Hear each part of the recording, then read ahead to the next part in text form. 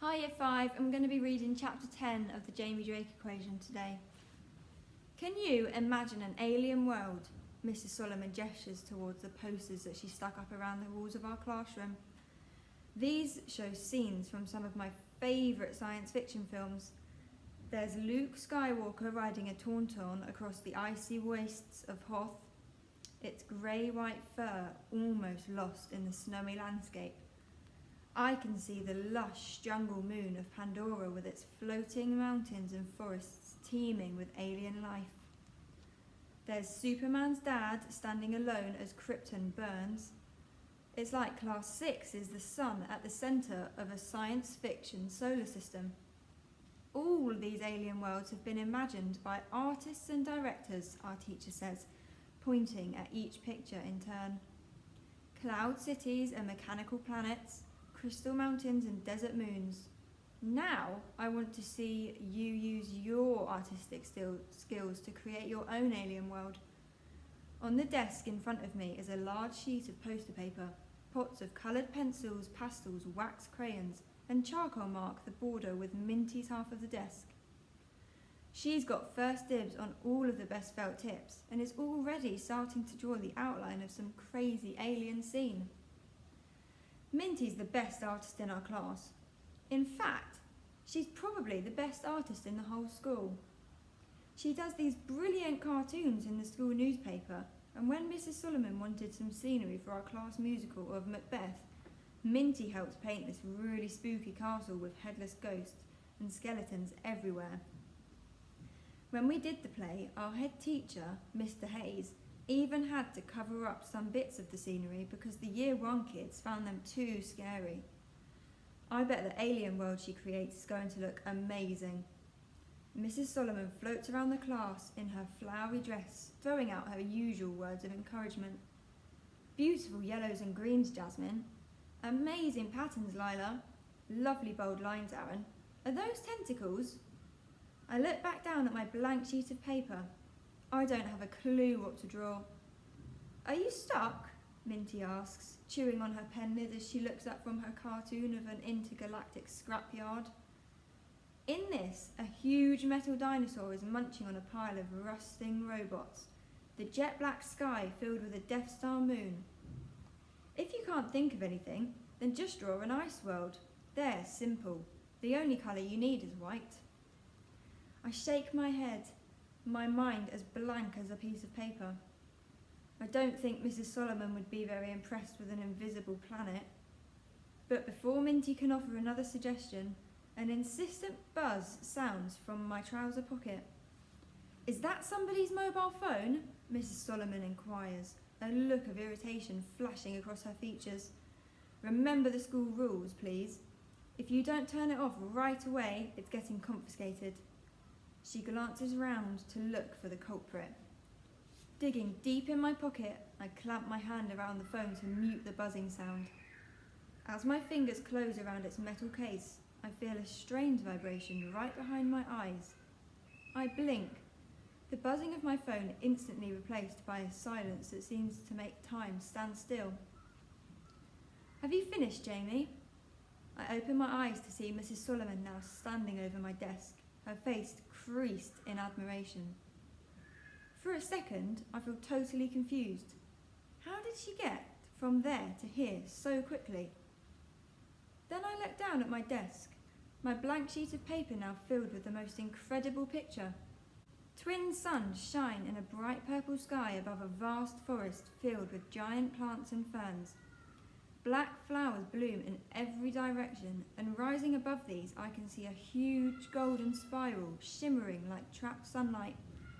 The shape of these unearthly skyscrapers is the same as the spiral icon on my phone.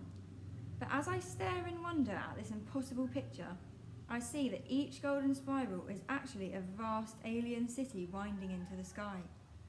This is amazing, Mrs. Solomon says, peering intently at the poster that covers my desk. How did you capture such incredible detail with oil pastels? I look down at my hands. My fingers are smeared with purple, green and gold, a rainbow of pastels scattered across my desk. In the picture, the colours almost seem to be alive. like this alien landscape is just frozen in time. Did I really draw this? When I closed my eyes, this page was blank. And then when I opened them, a split second later, this amazing world was here. I must be going mad. What an imagination, my teacher murmurs as Minty stares at my picture open-mouthed. But as I rack my brain trying to work out what's happening to me, the only thing I know for sure is that the mind that imagines this picture isn't mine. So whose imagination is it? That's the end. Thank you, Year 5. Bye. Okay, so today's chapter of Jamie Drake, Jamie painted an alien landscape mysteriously. So let me just recap for you what Christopher Edge, who's the author, has written about the planet. It says, 2 suns shine in a bright purple sky above a vast forest filled with giant plants and ferns. Black flowers bloom in every direction, and rising above these I can see huge golden spirals, shimmering like trapped sunlight. The shape of these unearthly skyscrapers is the same as the spiral icon on my phone, but as I stare in wonder at this impossible picture, I can see that each golden spiral is actually a vast alien city winding into the sky. So Christopher Edge has done a good job there of describing to us the picture that Jamie has drawn, because obviously that we haven't got a picture in the book. So I'm going to show you some pictures of some alien worlds. This is the one that I've chosen to do my writing on. So I'm going to show you some pictures, or you can find your own. You might be inspired by some of the Star Wars planets, Tatooine or somewhere that you maybe have got a picture of or in your book. So we're going to write a description of this planet. I'm going to use the writing in Jamie Drake's to magpie on, because that started twin suns shine. And actually here, I think I've got 2 moons. So I'm going to write 2 moons, and obviously they're different sizes, aren't they? 2 moons, 1 big and 1 small. You can see I've put a comma in there. So this is going to be a clause within my main sentence. Oh, I've put some. I didn't mean some. That's okay. I'm going to cross that out. I meant 1 small. I'm going to put a comma in there. So I've got 2 moons, 1 big and 1 small.